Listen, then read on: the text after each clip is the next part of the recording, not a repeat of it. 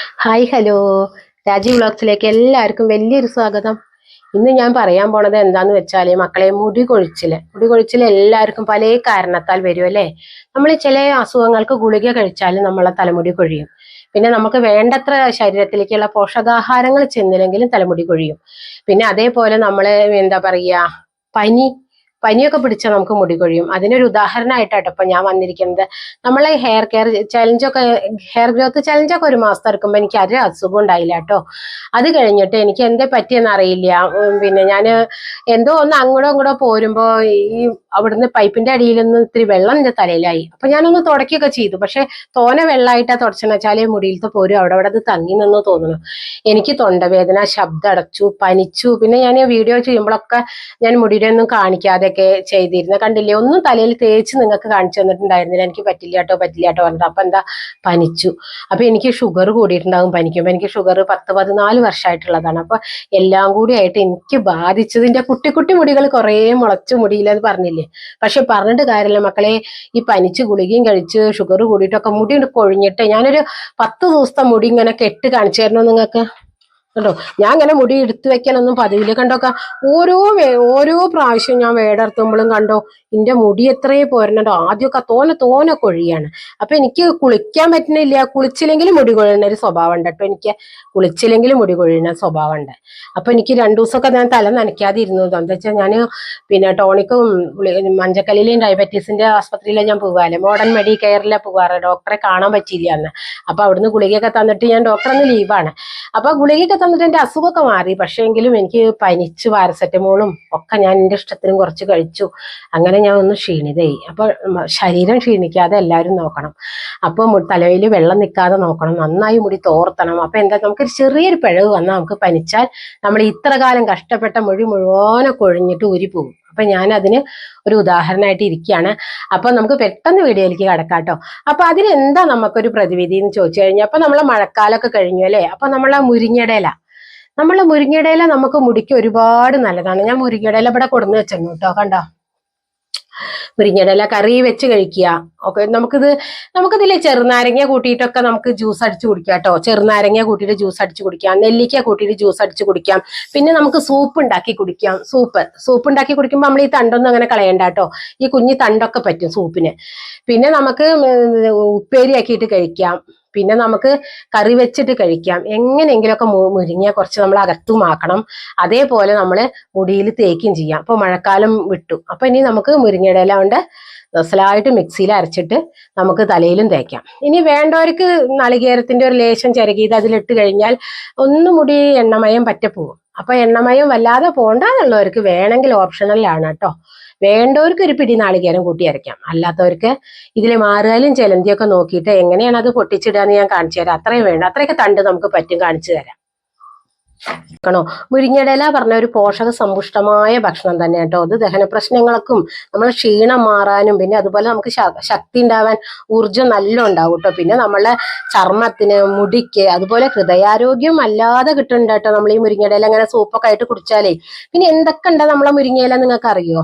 മുരിങ്ങയിൽ ഇരുമ്പുണ്ട്, vitamin A ഉണ്ട്, vitamin C ഉണ്ട്, D ഉണ്ട്, വിറ്റാമിൻ ഇ ഉണ്ട്, പൊട്ടാസ്യം ഉണ്ട്, പിന്നെ പ്രോട്ടീൻ ഉണ്ട്, കാൽസ്യം ഉണ്ട്, പിന്നെ ഒരു ഓറഞ്ചിനേക്കാൾ അധികം വിറ്റാമിൻ സി ഉണ്ട് മക്കളെ ഇതില്. അപ്പൊ നമ്മൾ വിറ്റാമിന്റെ ഒരു കുറവും ഉണ്ടാവില്ല നമ്മൾ ഈ മുരിങ്ങയുടെ ഇല സൂപ്പൊക്കെ. പിന്നെ അമിനോ ആസിഡുകൾ ഉണ്ട്. പ്രമേഹ രോഗമുള്ളവർക്ക് ഞാൻ എന്ത് ചെയ്യും, മുരിങ്ങയും മഞ്ഞളും കൂടി വെച്ചിട്ട് അതിന്റെ വെള്ളം കുടിക്കുന്നുണ്ട്. അപ്പൊ നമുക്ക് പ്രമേഹം കുറച്ച് കമ്മിയാവുന്നുണ്ട് കേട്ടോ. പിന്നെ ആന്റി ഫംഗലാണ്, ആന്റി വൈറലാണ്, ആന്റി ഇൻഫ്ലമേറ്ററി ഗുണങ്ങളൊക്കെ ഇതിൽ നല്ലോണം ഉണ്ട്. അതുകൊണ്ടാണ് നമ്മൾ ഈ മുരിങ്ങയുടെ ഇല ജ്യൂസ് കുടിക്കാൻ പറയുന്നത്. അപ്പൊ നമ്മൾ ജ്യൂസ് കുടിച്ചു കഴിഞ്ഞാൽ നമ്മൾക്ക് തടി കുറയുന്നുണ്ട് കേട്ടോ. തടി കൂടുതലുള്ളവർക്ക് തടി കുറയാനും പിന്നെ അതുപോലെ കുടവയറ് കണ്ടിട്ടില്ലേ നിങ്ങളെ? ആ കുടവയറ് കുറയാനൊക്കെ നമ്മൾ മുരിങ്ങയുടെ ഇല ഇങ്ങനെ നമ്മൾ ജ്യൂസായിട്ടോ വേവിച്ചിട്ടോ അതിന്റെ വെള്ളമോ എന്തെങ്കിലുമൊക്കെ നിങ്ങൾ കുടിച്ചോളൂ. അപ്പൊ ഞാൻ കണ്ട ഇങ്ങനെ, ഞാനത് പറഞ്ഞില്ല അല്ലെ, പൊട്ടിച്ചിടലിന്റെ തിരക്കിൽ മാറുകാല ജാതി ഉണ്ടോ നോക്കി പൊട്ടിച്ചിടല തിരക്കായിരുന്നു കേട്ടോ. മാറുകാല ഉണ്ടാവില്ലേ.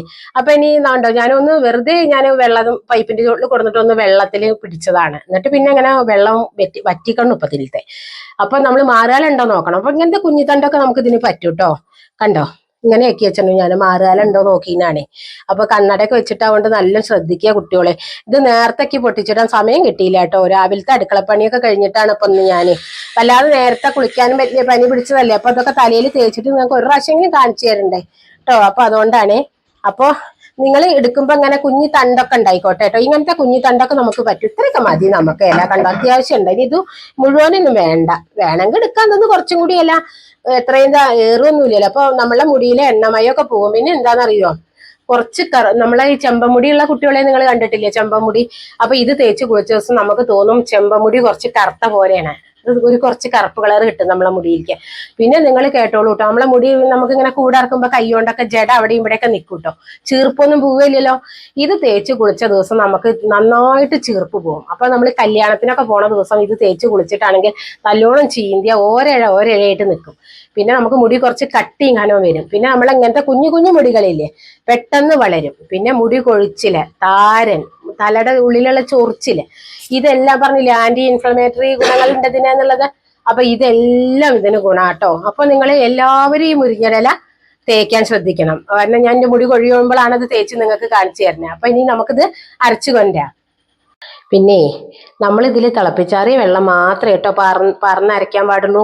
ഞാൻ ഇതിലൊരു ലേശം നാളികേരം ഇടുന്നുണ്ട്, നിങ്ങൾക്ക് വേണമെങ്കിൽ ഇട്ടാൽ മതി കേട്ടോ.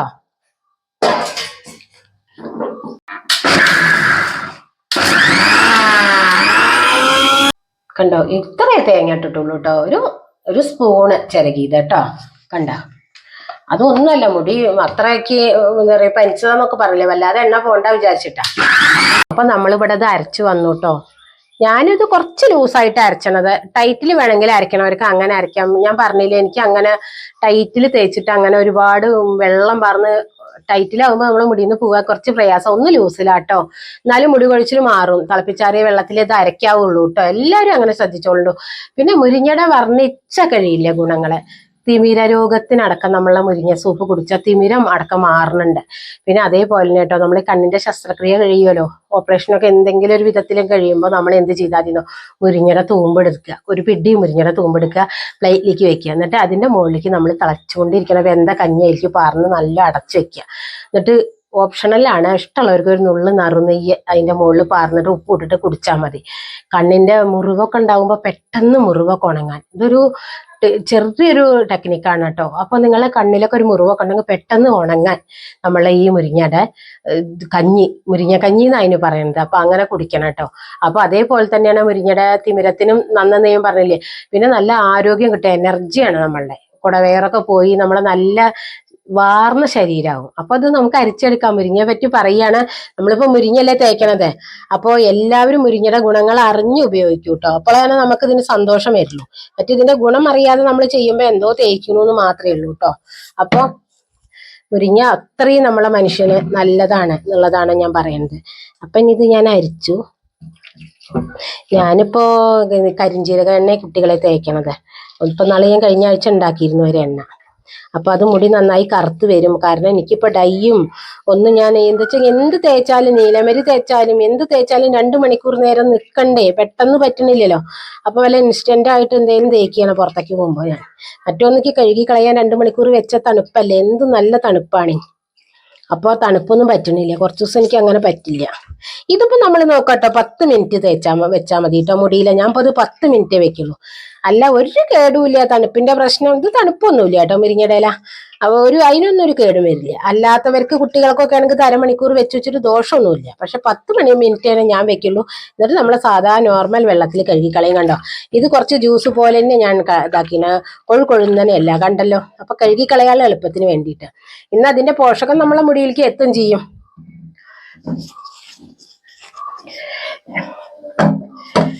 അപ്പൊ നമ്മള് മുടിയിലെ എന്താ പറയാ കെട്ടൊക്കെ ചിക്കെന്നാ പറയുന്നത് ചിലവര്, ചിക്കൊക്കെ കളഞ്ഞിരിക്കുന്നുണ്ട് കേട്ടോ. അപ്പൊ ഞാനിപ്പോ ആദ്യത്തെ എണ്ണ മാറ്റിയിട്ടുണ്ട്.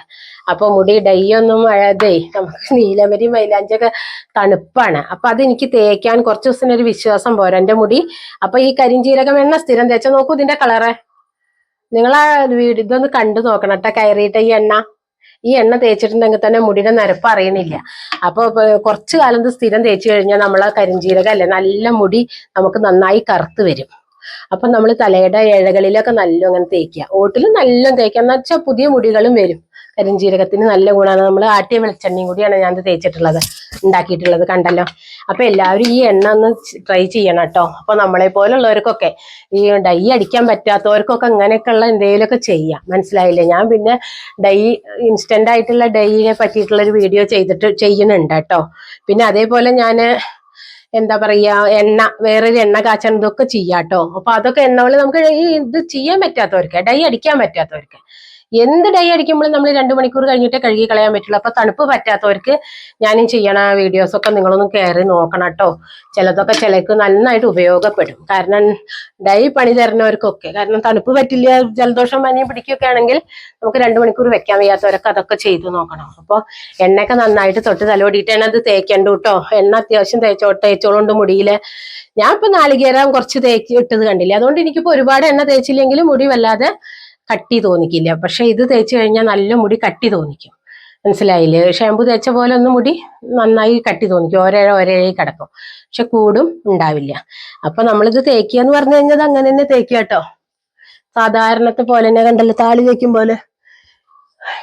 ഇത് മേത്ത് കൂടെ ഒക്കെ ഒഴുകി വരുന്നുണ്ട് കേട്ടോ, ഒന്ന് ലൂസല്ലേ. അപ്പൊ ഞാൻ ഇത് ഞാൻ തലയിൽ തേക്കാൻ തന്നെയാണ് ഉണ്ടാക്കിയത്. എന്റെ മുടി കൊഴിച്ചിലിനാണ്.